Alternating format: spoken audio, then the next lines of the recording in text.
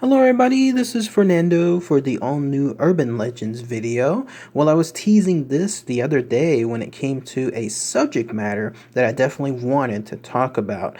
This was something that I came across just as I was doing my last Cryptids and Monsters video. Never really heard of this particular phenomenon, but the more information that I got of it, I definitely wanted to share it here. And so those of you that saw my last posting there on my community tab and then also my Facebook channel, you saw that this was the item that I was going to talk about here, and it also has a great mixture of various other things, not just on the cryptids and monsters side, but also on the aliens and UFOs, maybe even the ghosts and spirits, and then even some other things as far as mysteries and disappearances. So I debated on which area to talk about it, but ultimately I wanted to put it here on the urban legends side because it definitely has to do with that vague mysteriousness, the kind of thing where people pass it along one person to another, again, almost like an urban legend. But it has to do with this. In this case, it's a specific location rather than, let's say, a set of entities or people. But you're looking at it now. It goes by various names, but for lack of a better time, I'm going to go ahead and talk about it as the Alaskan Triangle, but it also goes by the Alaskan Bermuda Triangle or even the Alaska Triangle. So let's go ahead and let's talk about all the fascinating info associated with this mysterious location. So what is this Alaskan Triangle?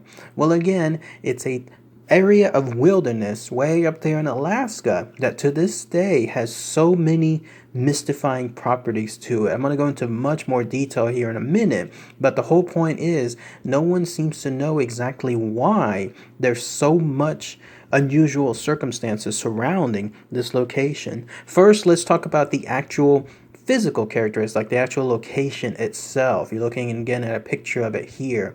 It's not pinpoint when it comes to the specific spots, but most of the places that I've seen when I was looking at the information online seems to indicate that it starts at the highest there in Barrow, Alaska, and then it goes downward to Anchorage, Alaska, and then at the very end it goes to Genoa, Alaska. And so all of these places form a triangle, that's, or at least it's closest to a triangle, although again, some of the other pinpoints might actually be even larger or smaller than the ones indicated here.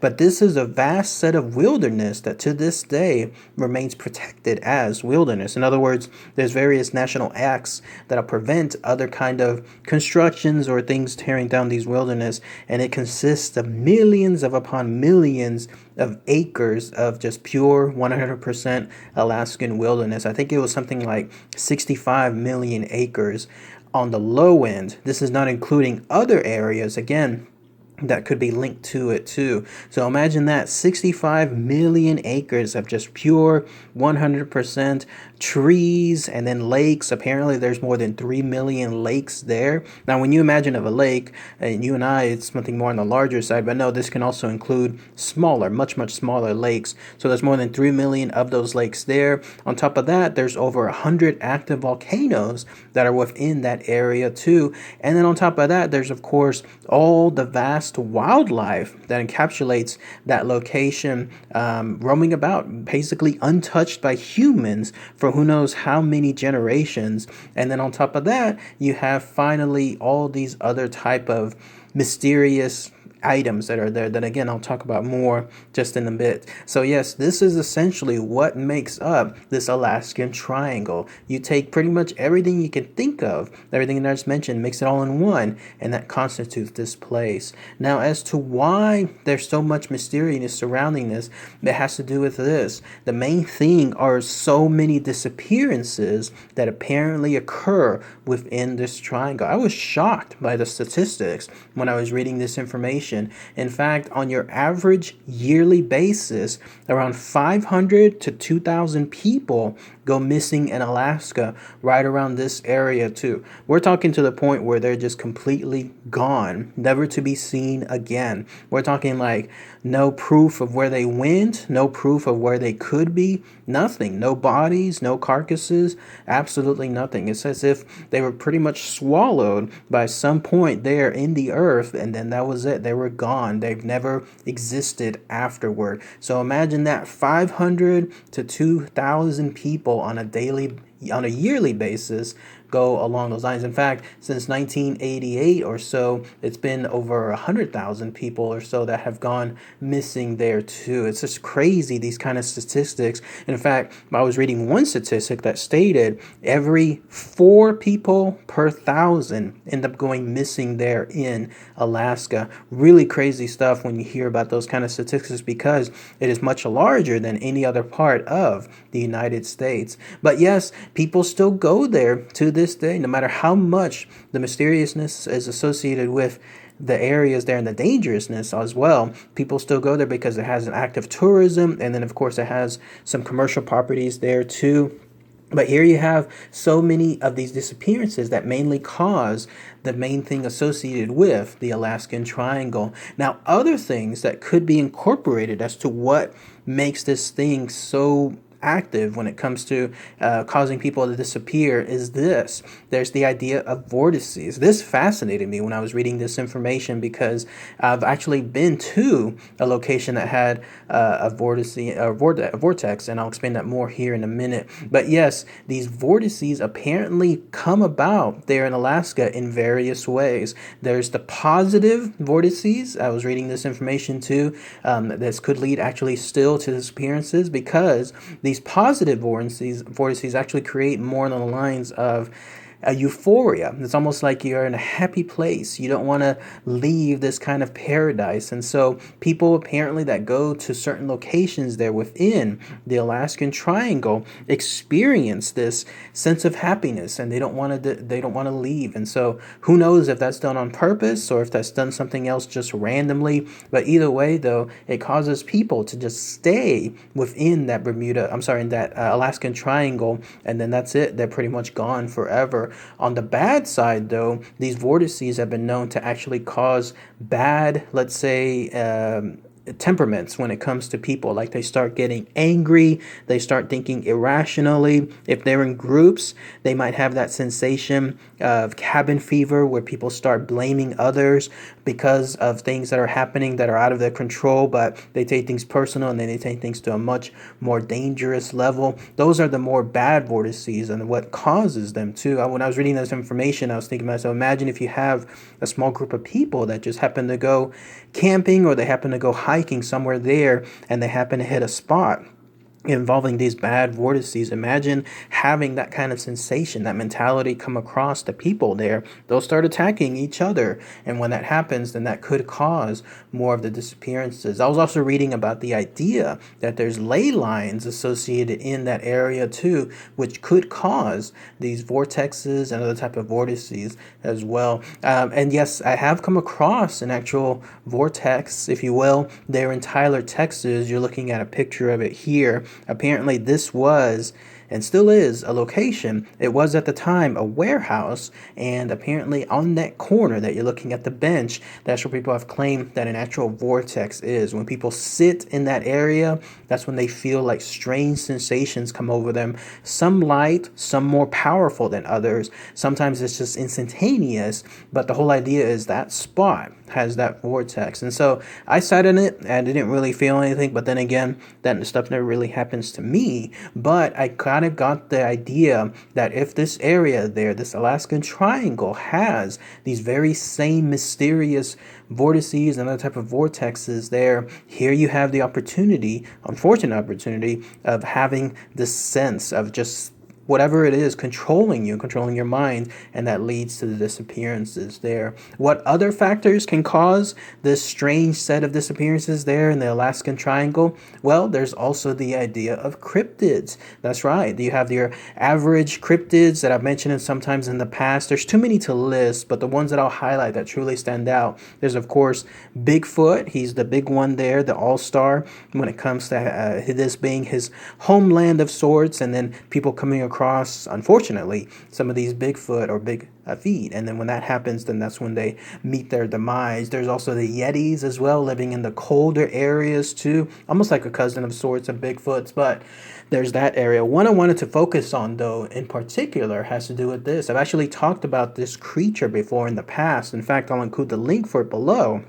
because it's a video that has gotten a good number of views. And so if you wanted to check it out in further detail, then please do so. Just click on the link below. But it has to do with the Kushtaka. This is a mysterious, shape-shifting creature, almost mythical when it comes to the indigenous people that live there. And the idea is either it's a good creature, meaning it actually tries to help anyone that could get lost or is lost within this Alaskan Triangle. And it does so by distracting people, taking on illusions of their family or friends, motivating them to try to get from point A to point B. That way they can in turn actually get from being lost to actually being found. Or on the bad end, and this is more common apparently because this Kushtaka are more known to be really, really bad spirits. On the bad end, they actually lead to many people's demise. And the way they do it is they take advantage of this vast wilderness to be able to take on another set of forms. They're shapeshifters. And so apparently they can take the shape of an otter, which is this most well-known camouflage of sorts, or it can mimic other type of transactions that cause people's attention to shift away from their location. Like, for example, it can mimic the cries of a woman, like in other words, a woman screaming for help, or it can mimic the cries of a baby. And so that'll naturally cause people to try to investigate. They in turn get lost, or they go and get led to the area the Kushtaka want to find them. And when that happens, then that's when they kill the person. They either tear them to shreds, according to some stories, and that's of course that leads to their disappearance, or they in turn tear out their souls, and then when that happens, they become further Kushtaka, and then that's how they continue their life cycles there. So apparently this is a really, really bad cryptid. This is something you do not want to come across there, but that apparently is its homeland. That's its area there within the Alaskan Triangle. So one of the cryptids I definitely wanted to highlight, but you can get more information on it on my video below. And then on the other end, you have, of course, aliens and UFOs. And speaking of Alaska, anyone have seen, of course, the movie The Fourth Kind? One of the scariest movies I've ever seen. Almost didn't finish it the first time I was watching it, but definitely had to finish it. And when I did so, you get to see perfect examples of what causes, allegedly, so many of these disappearances. Here you have people living out there in the remote wilderness. In some cases, the furthest human being is hours away. And so there they are, almost living like nomads.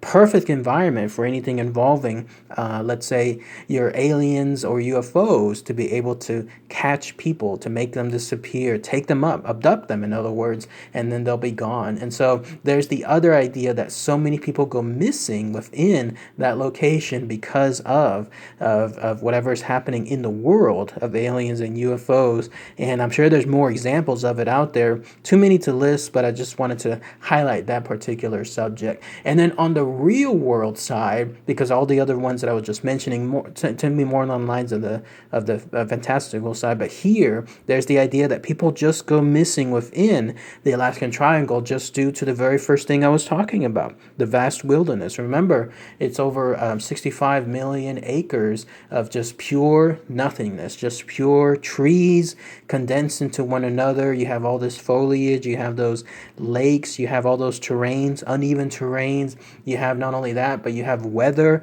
that just is very, very unforgiving. Can be instantly colder than it was just a few minutes ago, especially during the nighttime. Brutally cold, especially for those that are unfamiliar with the surroundings, all those tourists that I was mentioning earlier that happen to come across that location. One broken foot pretty much spells your doom, because there you have nothing near you for who knows how long. You're thinking you're going to be able to get to some area from point A to point B in a short time period, but then you start getting lost. And then I think that that's what actually leads to many of the disappearances. There's people taking advantage of the wilderness, thinking that they're up to it, thinking that they're able to do more than they can, but then they realize whenever they're, let's say, several hours into their actual trek, they look back and then they're wondering, how did I get here? How did I come back? How can I get back, in other words? And then they start counting on whatever kind of equipment they have and realizing that it's coming up short. Not only that, but you have all the regular wildlife there too. You have, of course, bears, and then you have other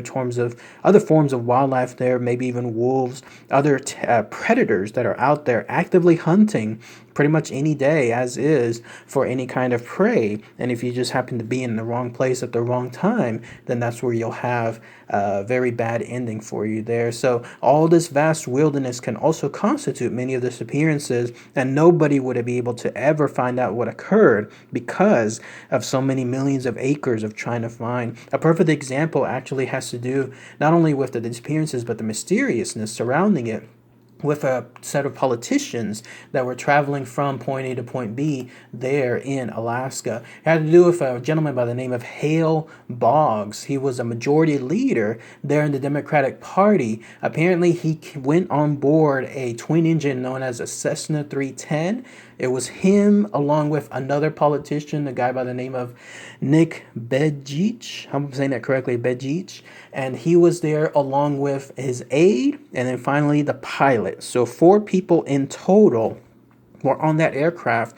Apparently they were going from, I think it was Anchorage to Juneau, because this gentleman, Mr. Hale Boggs, was trying to campaign or be on some kind of good side when it came to the other representative, Nick Begich. And so they were on that plane, and then on October 16th, 1972, on that trip, all of a sudden the plane disappeared. It was gone. Remember I was mentioning earlier about people just being gone and no trace of what occurred to them, no trace of anything at all as far as their existence.